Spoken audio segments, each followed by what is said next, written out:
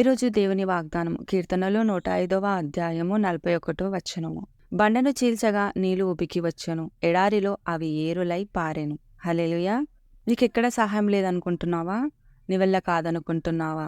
బండలాంటి సమస్యలు కనబడుతున్నాయా? బండలో ఏమీ లేదు, కానీ ప్రార్థించినప్పుడు ఆ బండలో నీరు ఉబికి వచ్చి ఏరులై పారెను. నీ బండలాంటి సమస్యలో ప్రార్థించు, అది చీలిపోతుంది. అప్పుడు ఆశీర్వాదాలు విడుదలవుతాయి. బాధపడకు, భయపడకు. నీ సమస్యలు బండవలే ఉన్నా, నీ మనుషులు బండవలే ఉన్నా ప్రార్థించు, అది చీలిపోతుంది. అక్కడి నుంచి నీళ్లు ఉబికి వచ్చినట్లుగా అక్కడి నుంచి ఆశీర్వాదాలు ఉబికి వస్తాయి. ఎక్కడైతే ప్రార్థన ఉంటుందో అక్కడ సమస్యలు చీలిపోతాయి. ఎక్కడైతే ప్రార్థన ఉంటుందో అక్కడ బండ చీలిపోతుంది. నీ ప్రతి సమస్య చీలిపోతుంది. ఇక ఆయన నీకు జవాబిస్తాడు. ఆయన నీకు ఉన్నతంగా దీవిస్తాడు. ఇక్కడ నీకు సహాయం లేదో అక్కడి నుంచి నీకు సహాయం ఇస్తాడు దేవుడు. బండలో ఏమీ లేదు, దేవుని మాటలో సమస్తము ఉంది. నీ కొరకు దేవుడు దేనైనా వాడుకుంటాడు, అద్భుతంగా వాడుకుంటాడు. నిన్ను ఆశీర్వదించడానికి ఎవరైతే నీకు సహాయము చేయరో వారినే వాడుకుంటాడు. నువ్వు ప్రార్థించు, అద్భుతంగా దేవుడు నీకు సహాయము దయచేస్తాడు. ఎడారిలో ఏరులై పారినట్టుగా దేవుడు నీకు సహాయము చేస్తాడు. నీకు సహాయము ఎక్కడి నుంచి రావట్లేదని బాధపడకు, ప్రార్థించు. నువ్వు ఉన్న చోటనే దేవుడు ఆశీర్వాదాలు ఏరులై పారేలా దీవిస్తాడు. దేవుడు ఈరోజు నీతో మాట్లాడుతున్నాడు. ఇక నువ్వు మనవి చెయ్యి, ప్రార్థించు. దేవుడు అద్భుతంగా నీ మనవి ఆలకిస్తాడు. నీకు సహాయం లేదనుకుంటున్నావా? బాధపడుతున్నావా? దిగులు పడుతున్నావా? ప్రార్థించు.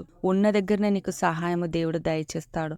వారు అప్పుడు బాధపడ్డారు, కానీ ఉన్న దగ్గరనే వారికి నీళ్లు దేవుడు దయచేసినట్టుగా ఇప్పుడు నువ్వున్న దగ్గరనే దేవుడు నీకు సహాయము చేసి నిన్ను ఆశీర్వాదములతో గొప్పగా దీవిస్తాడు. ఇక బాధపడకు, భయపడకు, సంతోషముగా ఆనందంగా ప్రార్థించు. దేవుడు నీ ప్రతి ప్రార్థనకు జవాబిస్తాడు. హల్లెలూయా.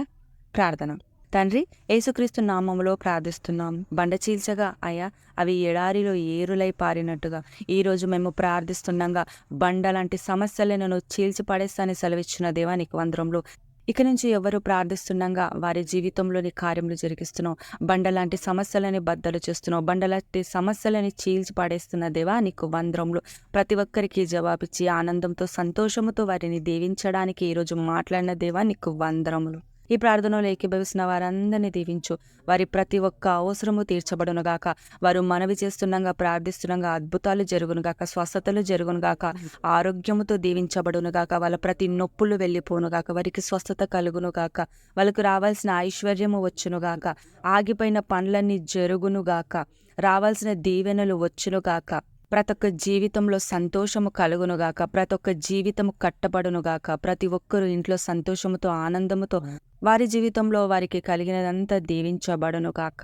తండ్రి, ప్రతి ఒక్కరిని దీవించి ఆశీర్వదించి నీ ఘనమైన బలమైన కార్యములు ప్రతి ఒక్కరిలో జరిగిస్తున్నందుకు నీకే వందనములు చెల్లించుకుంటూ యేసుక్రీస్తు నామములో ప్రార్థిస్తున్నాము తండ్రి. ఆమేన్. ఇక బాధపడకు, భయపడకు, సంతోషము కొండు. నీ బండలాంటి సమస్యలని చీల్చబోతున్నాడు దేవుడు. నీ ఆశీర్వాదాలన్నీ ఏరులై పారబోతున్నాయి. ఇక ప్రార్థించు. ప్రతి ఆశీర్వాదము నీ సొంతము దేవుడు చేయబోతున్నాడు. హల్లెలూయా. ఆమేన్.